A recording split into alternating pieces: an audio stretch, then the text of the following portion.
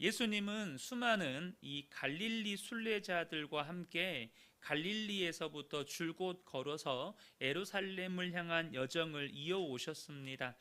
이에 예루살렘에서 불과 한 1.6km 정도 떨어진 벳바게에 오셨을 때에 예수님은 두 제자를 맞은편 마을로 보내시면서 매어 있는 어미 나귀와 나귀 새끼를 풀어서 끌어오게 하시고는 나귀 새끼를 타고 이제 예루살렘 성에 입성하십니다. 이렇게 예수님께서 나귀를 타고 예루살렘에 입성하신 이유가 있습니다. 4절과 5절을 보면 이는 선지자를 통하여 하신 말씀을 이루려 하심이라 일렀으되 시온 딸에게 이르기를 내 왕이 내게 임하나니 그는 겸손하여 나귀 곧 멍에 매는 짐승의 새끼를 탓도다 하라 하였느니라, 이렇게 말씀하십니다. 그러니까 바로 구약의 말씀의 성취를 통해서 자신이 메시아로서의 정체성을 드러내기 위함이었다는 것이죠. 본문 4절과 5절에서 언급하고 있는 이 구약의 말씀은 앞부분은요 이사야 62장 11절의 말씀을 인용한 것이고, 뒷부분은 스가랴 9장 9절의 말씀을 인용한 것입니다.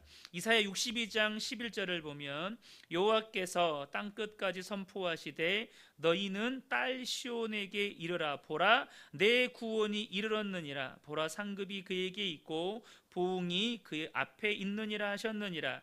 그러니까 시온 딸에게 이르길 내 왕이 내게 임하나니, 이 부분이 바로 이사야 62장 11절의 말씀을 그대로 응하게 하시기 위한 것이었고, 이제 스가랴 9장 9절을 보면 시온에 따라 크게 기뻐할지어다 예루살렘에 따라 즐거이 부를지어다. 보라 내 왕이 내게 임하시나니 그는 공의로우시며 구원을 베푸시며 겸손하여서 나귀를 타시나니 나귀의 작은 것 곧 나귀 새끼니라. 이렇게 스가랴 9장 9절의 말씀을 그대로 성취하심으로써 자신이 메시아라, 구약에 예언된 메시아이심을 드러내기 위해 이렇게 하셨다는 것입니다.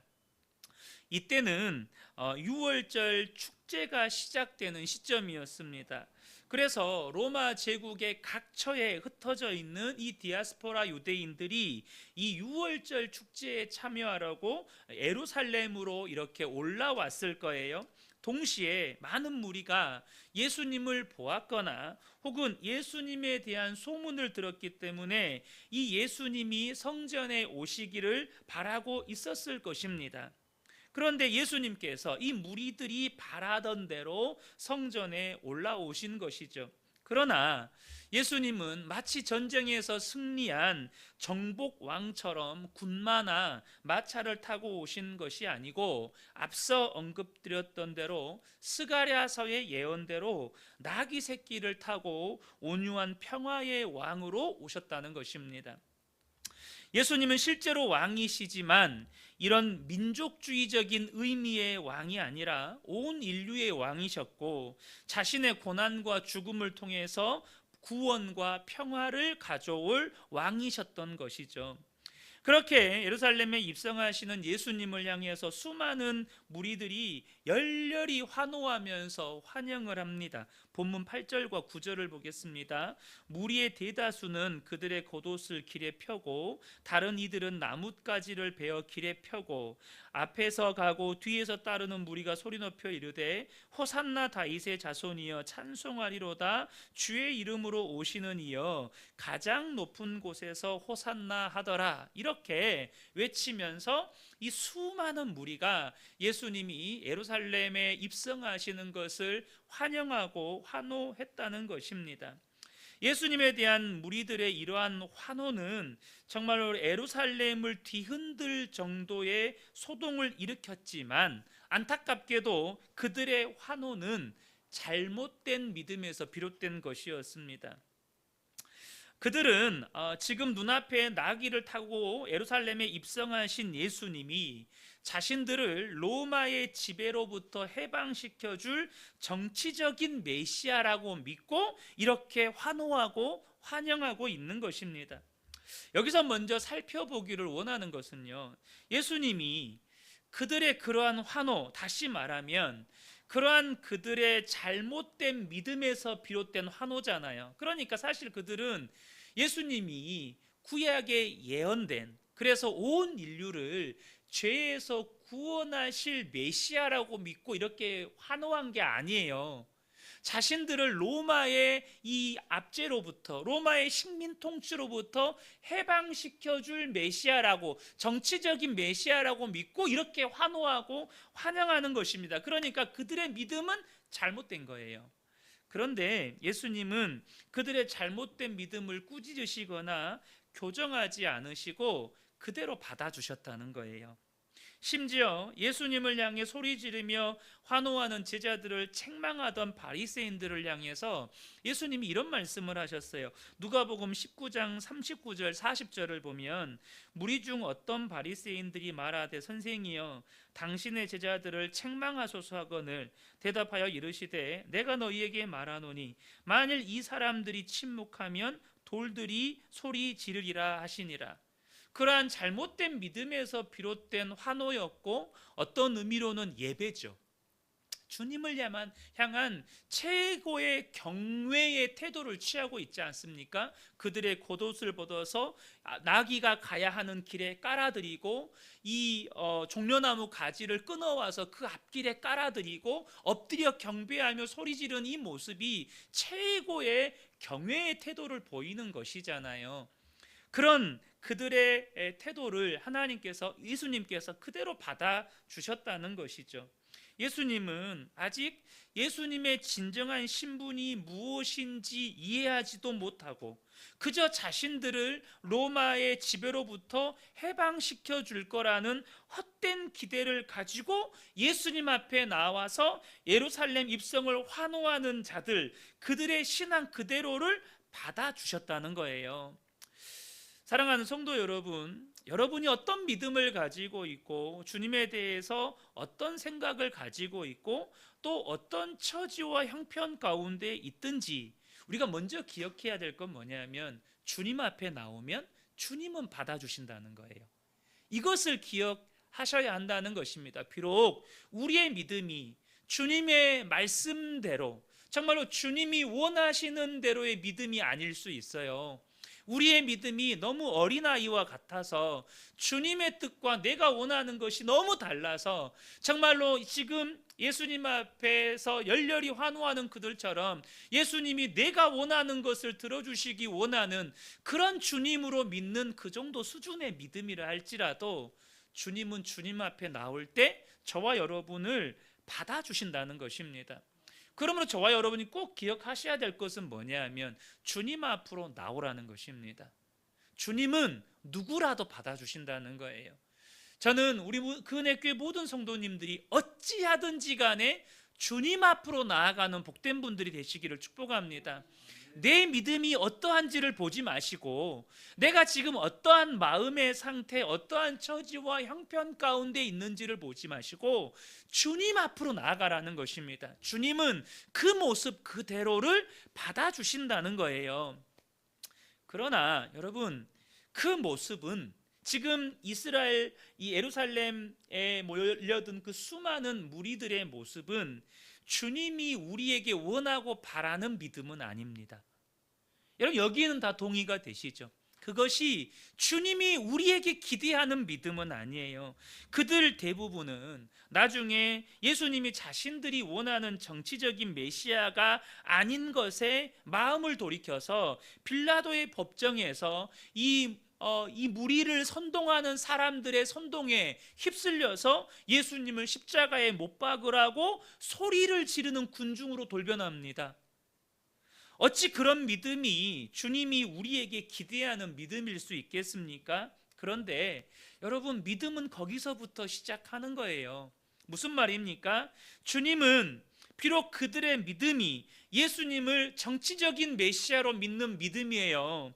다시 말해 우리의 어린아이, 우리가 예수를 믿어서 우리가 예수를 믿었을 때 우리의 믿음이 어땠어요? 예수 믿으면 복 받는다. 거의 이 수준의 믿음이었다고요. 내가 기도하면 하나님은 응답하신다. 그 기도가 하나님의 뜻에 합하냐 아니냐. 여러분, 예수를 이제 막 믿었을 때는요 그런 거 없어요. 그저 그냥 어린아이가 부모에게 떼쓰는 것처럼 내가 원하는 거 들어달라고 하나님 앞에 떼쓰는 정도의 믿음이었어요. 여러분, 대부분의 믿음이 다 거기에서 시작을 합니다. 그런데 여러분, 주님은요, 우리의 믿음이 자라기를 원하신다는 거예요. 비록 우리의 믿음의 시작은 지금 예루살렘에 입성하는 주님을 정치적인 메시아, 내가 원하는 메시아라고 생각했던, 내가 원하는 것을 들어줄 그런 하나님으로 생각했던 그 믿음에서 시작했다 할지라도 주님은 거기서부터 우리의 믿음이 자라기를 원하신다는 것입니다. 에베소서 4장 13절 14절을 보면 우리가 다 하나님의 아들을 믿는 것과 아는 일에 하나가 되어 온전한 사람을 이루어 그리스도의 장성한 분량이 충만한 데까지 이르리니 이는 우리가 이제부터 어린아이가 되지 아니하여 사람의 속임수와 간사한 유혹에 빠져 온갖 교훈의 풍조에 밀려 요동하지 않게 하려 함이라. 왜 우리의 믿음이 자라야 합니까? 주님은 왜 우리의 믿음이 자라기를 원하십니까? 우리의 믿음이 자라야 사람의 속임수와 간사한 유혹이나 세상의 교훈과 풍조에 밀려 요동하지 않게 되기 때문입니다. 예수님은 3년 동안 예수님과 함께했던 제자들에게 기대했던 믿음은 지금 예루살렘에 입성할 때 주님을 향해서 환호했던 그 무리들에 대해서 기대했던 믿음과는 수준이 달랐어요. 예수님께서 제자들에게 기대했던 믿음은 뭐였을까요? 예수님께서 겟세마네 동산에서 십자가 고난을 지시기 전에 정말 땀방울이 핏방울이 될 때까지 고통 속에 기도하셨을 때 제자들도 예수님과 함께 기도해 주기를 원하는 믿음이었어요. 제자들도 예수님과 함께 기도하는 정도의 믿음을 주님은 원하셨다고요. 제자들이 기도하면 예수님께 힘이 되기 때문일까요? 물론 예수님도 참 인간이시기 때문에 옆에서 제자들이 함께 기도해 주면 예수님도 분명 힘이 되셨을 거예요. 그러나 예수님께서 제자들의 믿음이 그런 고난을 앞두고, 예수님의 십자가 고난을 앞두고, 그 십자가 죽음을 앞두고 제자들이 정말로 기도하는 믿음이 되기를 원하셨던 이유는 제자들이 시험에 들지 않기를 원하셨기 때문입니다. 마태복음 26장 40절 41절을 보면 제자들에게 오사 그 자는 것을 보시고 베드로에게 말씀하시되 너희가 나와 함께 1시간도 이렇게 깨어 있을 수 없더냐. 시험에 들지 않게 깨어 기도하라. 예수님께서 이렇게 붙잡혀 가시고 십자가에서 붙잡혀 가실 때 제자들이 다 두려워서 도망칠 거라는 거 아셨습니다. 베드로가 어떤 시험에 들 거라는 것도 아셨어요. 그래서 적어도 제자들의 믿음이 그런 고난 앞에서 기도하는 믿음이 되기를 원하셨던 거예요. 정말로 제자들의 믿음이 그런 기도하는 믿음으로 자라기를 원하셨지만 예수님과 3년을 함께 했으면서도 제자들의 믿음은 자라지 못했습니다. 기도하는 믿음이 없었다는 거예요. 결국 어떻게 됩니까? 예수님이 잡혀가시는 모습 보고는 모두가 두려워서 예수님 버리고 도망쳐 버렸고 그로 인해서 한동안 영적인 슬럼프에서 벗어나지를 못합니다. 이렇게 여러분, 성도의 믿음이 자라지 않는 것은 주님의 근심입니다. 여러분, 저와 여러분의 믿음이 자라지 않는 건 예수님의 근심입니다. 고린도 교회의 성도들을 대하는 사도 바울의 심정이 딱 그랬어요. 고린도전서 3장 1절과 2절을 보면 형제들아 내가 신령한 자들을 대함과 같이, 여기서 신령한 자들이란 쉽게 말하면 믿음이 성숙한 자들을 대함과 같이 너희에게 말할 수 없어 육신에 속한 자 곧 그리스도 안에서 어린아이들을 대함과 같이 하노라. 그러니까 육신적인 그리스도인들, 예수를 믿지만 여전히 육신에 끌려 살면서 육신적인 것들을 바라고 구하는 자들처럼 정말로 신앙의 어린아이들을 대함과 같이 고린도 교회 성도들을 대했다는 거예요. 그러면서 2절에 내가 너희를 저주로 먹이고 밥으로 아니하였노니 이는 너희가 감당하지 못하였음이거니와 지금도 못하리라. 고린도 교회 성도들이 말씀을 먹어도 젖 수준의 말씀밖에 못 먹는다는 거예요. 그래서 밥과 같은 말씀을 도저히 고린도 교회 성도들에게는 줄 수가 없었다는 거예요. 사랑하는 성도 여러분, 우리 교회를 바라보시는 주님의 심정은 어떨 거라고 생각하시나요? 여러분을 바라보는 주님의 심정은 여러분 어떨까라고 여러분 생각하십니까?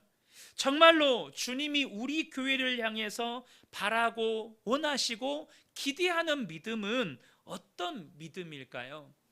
제가 그은혜 교회를 개척하면서 하나님, 저에게도 우리 그은혜 이 교회를 하나님께서 시작하셨으니까 어떤 교회가 되기를 원하시는지 하나님 저에게도 말씀을 주세요 라고 기도하고 구했을 때 하나님께서 제게 주셨던 말씀 구절 가운데 하나입니다. 데살로니가전서 1장 6절부터 8절입니다. 한번 성경을 한번 찾아보시겠습니까? 데살로니가전서 1장 6절에서 8절입니다. 사실 3절부터 10절까지인데 다 읽지는 않고 6절에서 8절까지만 보도록 하겠습니다. 데살로니가전서 1장 6절에서 8절입니다. 정말로 하나님께서 우리 그은혜 교회가 어떤 믿음을 갖기를 원하시는지 데살로니가전서 1장 6절에서 8절입니다.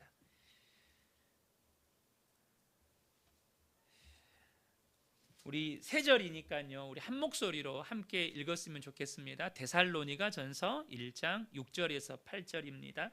함께 읽겠습니다. 시작.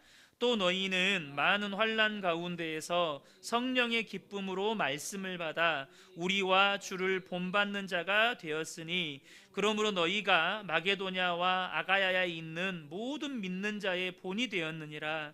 주의 말씀이 너희에게로부터 마게도냐와 아가야에만 들릴 뿐 아니라 하나님을 향한 너희 믿음의 소문이 각처에 퍼졌으므로 우리는 아무 말도 할 것이 없노라. 아멘.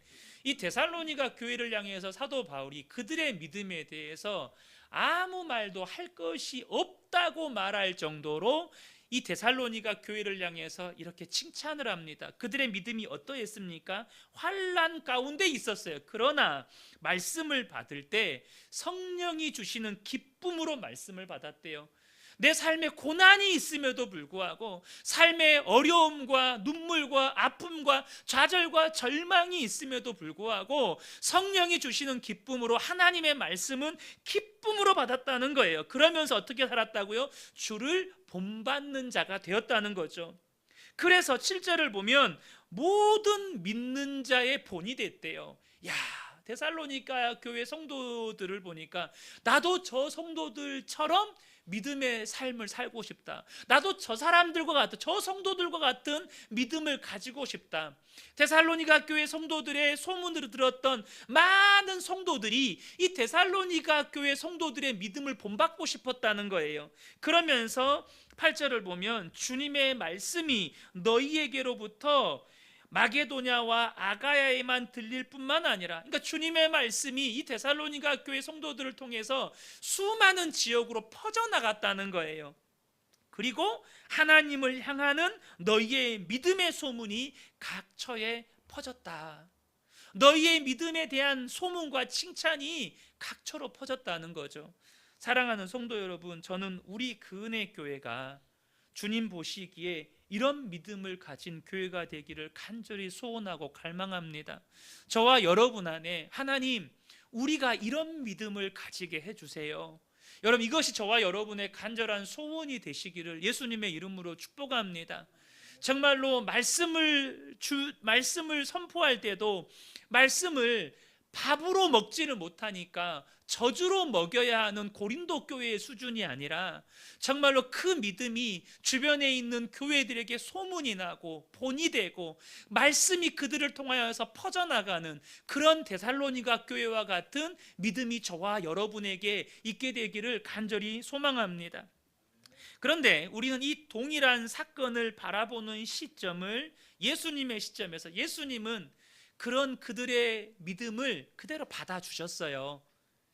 받아주셨잖아요. 물론 예수님은 그들의 믿음이 더 자라기를 원하시죠. 하지만 그 어린아이와 같은 내가 원하는 것을 이루어 주시는 주님, 그 정도 수준의 믿음으로 하나님 주님 앞에 나와서 예배하고 찬양해도 그 믿음을 받아 주셨는데요.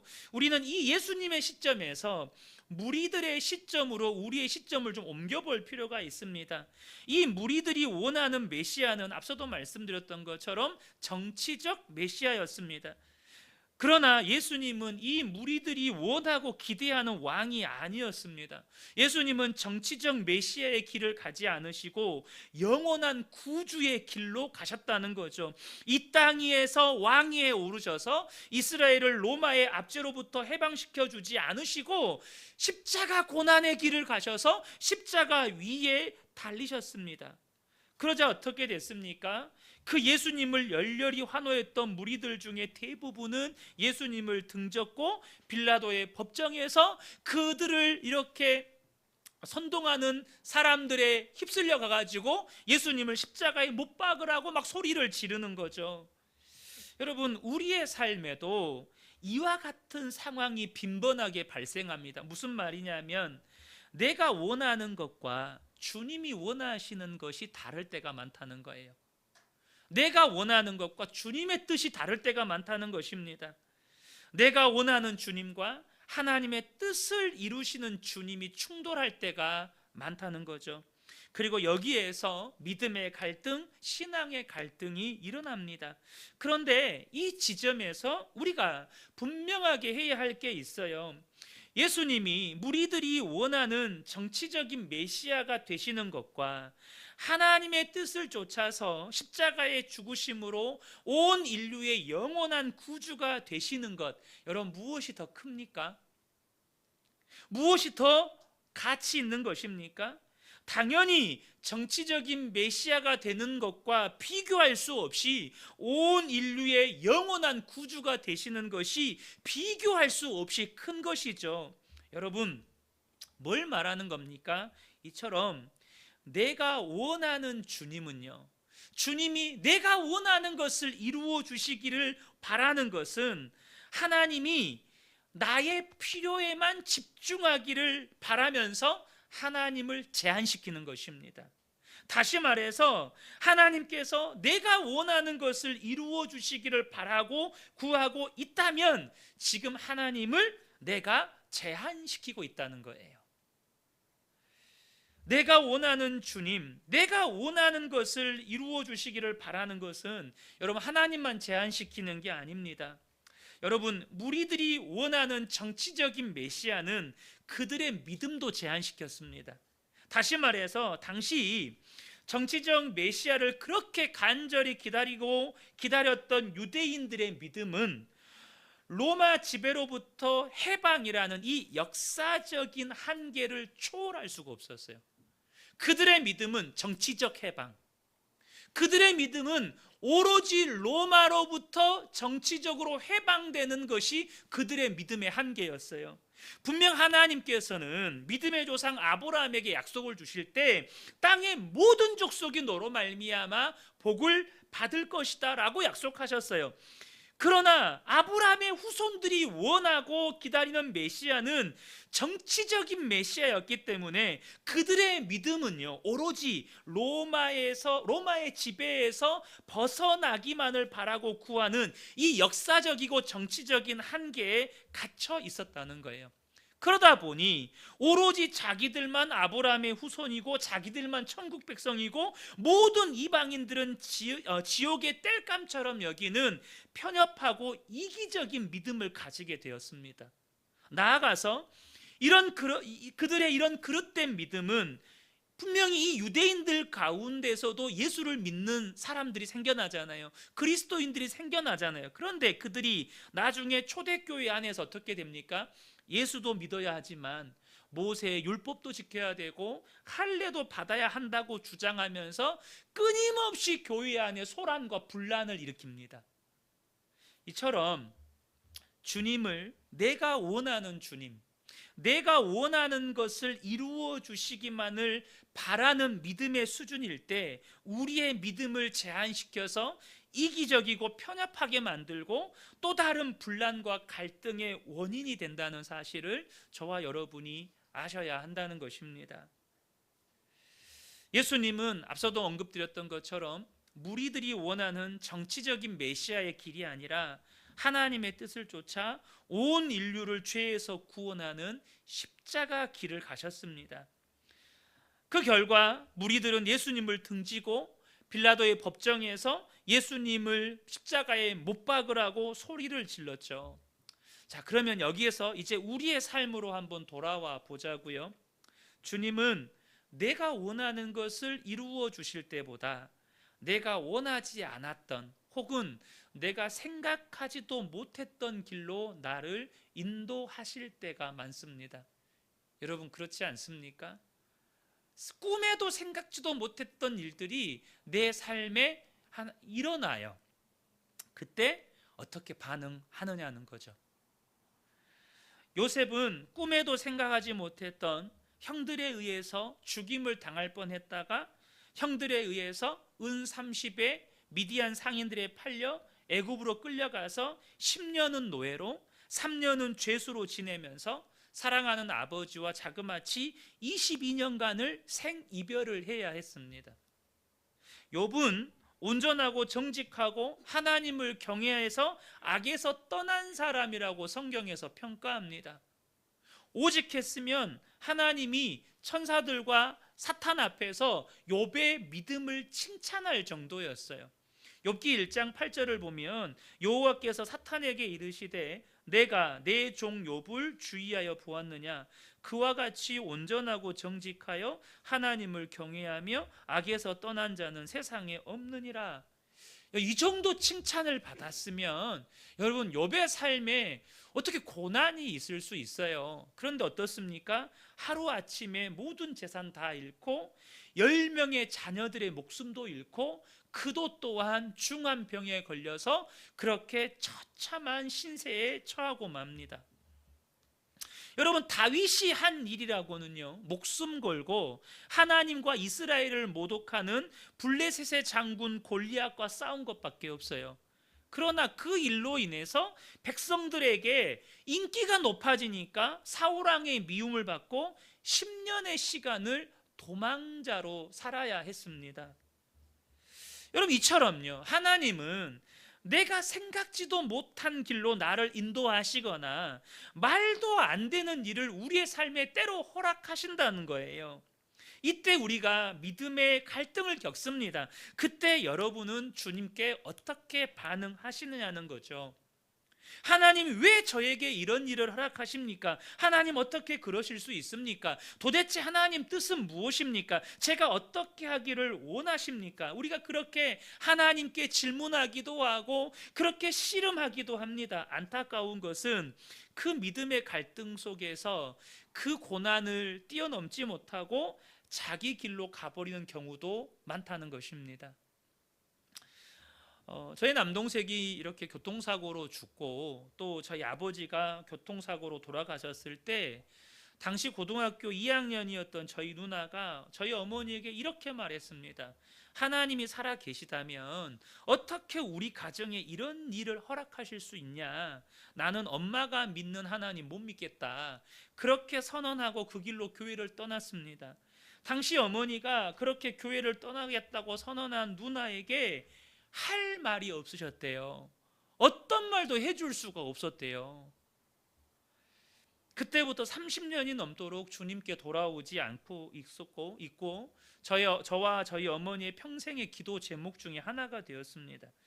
여러분 안에 내가 원하는 하나님, 그러나 하나님의 뜻을 이루시는 하나님, 그렇게 내가 원하는 하나님과 하나님의 뜻을 이루시는 하나님이 지금 충돌하고 있지는 않습니까?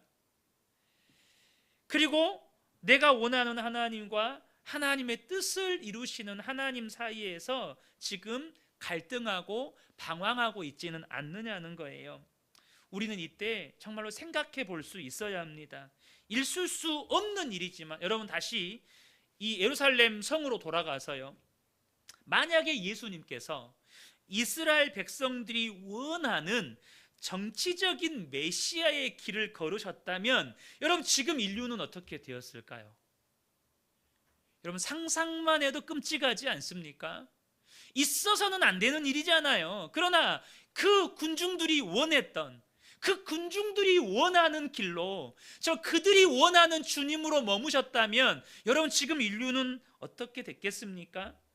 죄 가운데 태어나 죄 가운데 살다가 영원한 사망으로 들어가는 것입니다. 하나님의 뜻을 이루셔야 할 주님이, 내가 원하는 주님이 되시는 일은 있을 수가 없는 일이에요. 그렇다면 그것은 지금 내가 겪고 있는 믿음의 갈등에도 그대로 적용되어야 하지 않느냐는 거죠. 여러분 그렇지 않습니까? 2000년 전에 정말로 그 수많은 무리들이 예수님을 향해서 그렇게 바랬어요. 우리를 로마로부터 해방시켜 주세요. 당신은 우리의 왕이 되어주세요. 그렇게 간절히 바랬습니다. 우리는 제3자의 입장에서 보죠. 절대 그런 일은 일어나면 안 된다고. 그런 일이 일어나서는 여러분 인류는요 영원한 사망 가운데 태어나서 영원한 사망으로 들어가는 것입니다. 근데 여러분 그것이 그들에게만 적용되어져야 하는 것입니까? 오늘날 우리에게도 적용되어져야 한다는 거예요. 주님은 내가 원하는 것을 이루어 주시는 주님이 아니고 하나님의 뜻을 이루시는 주님이어야 한다는 것입니다. 만약 내가 지금 겪고 있는 믿음의 갈등 가운데 주님께서 하나님의 뜻이 아니고 내가 원하는 것을 이루신다면 어떤 일이 일어날까요? 요셉이 꿈에도 생각하지 못했던 형들에 의해 죽임을 당할 뻔했다가 노예로 팔려갔기 때문에 자기 민족과 애굽을 구원하는 하나님의 뜻을 이룰 수 있었고, 욥이 상상도 못했던 정말 재산 잃고 자녀들이 죽는 고난 속에서 이전에 알지 못했던 그 위대하신 하나님을 깨닫고 경험하게 되었고, 다윗은 10년 동안 사울 왕으로부터 도망치는 그 고난을 겪었기 때문에 하나님의 마음에 합한 이스라엘의 왕으로 준비될 수 있었습니다. 사랑하는 성도 여러분, 주님은 내 삶에도 하나님의 뜻을 이루셔야 합니다. 그렇기 때문에 여러분 믿음의 갈등이 있는 우리에게 예수님께서 겟세마네 동산에서 하셨던 기도가 필요합니다. 무슨 기도입니까? 마태복음 26장 39절에 조금 나아가사 얼굴을 땅에 대시고 엎드려 기도하여 이르시되 내 아버지여 만일 할만하시거든 이 잔을 내게서 지나가게 하옵소서. 그러나 나의 원대로 마시옵고 아버지의 원대로 하옵소서. 이것이 우리의 삶에 필요한 기도라는 것입니다. 참 인간이셨던 예수님께서도 십자가 죽음과 고난과 죽음은 고통스러운 일이었고 그 고난이 지나가기를 바라는 마음이 있었습니다. 그래서 예수님도 기도하셨어요. 아버지 나의 원대로 마시옵고 아버지 원대로 하옵소서. 사랑하는 성도 여러분, 우리가 인정하기 싫어도 인정하셔야 합니다. 내가 원하는 하나님보다 하나님의 뜻을 이루시는 하나님이 비교할 수 없이 크시다는 것입니다. 그리고 그 하나님께서 내 삶에 하나님의 뜻을 이루셔야 내 삶에 진짜 복이 임한다는 거예요. 내 삶에 하나님의 뜻이 이루어져야 진짜 복이 임한다는 것입니다. 그러므로 저와 여러분이 이 밤에 그렇게 기도하셨으면 좋겠어요.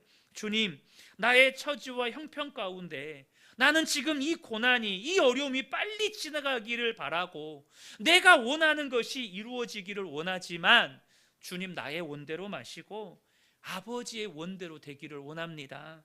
그리하여 정말로 내 삶에 하나님의 뜻이 이루어지고 하나님이 나에게 진정으로 주기 원하시는 복이 내게도 임하게 하여 주옵소서. 여러분 이 기도가 우리에게 필요하다는 거예요. 여러분 그 사람이 진짜 복 있는 사람입니다. 저는 우리 근혜교회 모든 성도님들의 삶에 하나님의 뜻이 이루어지시기를 축복합니다. 그렇다면 이 밤에 우리의 기도가 하나님 이것 좀 들어주세요, 하나님 이것 좀 응답해 주세요가 아니라 하나님 내가 이렇게 되기를 원해요. 그러나 주님 아버지의 뜻이 이루어지기를 원합니다. 이렇게 예수님의 기도가 저와 여러분 안에 회복되시기를 예수님의 이름으로 축복합니다. 아멘.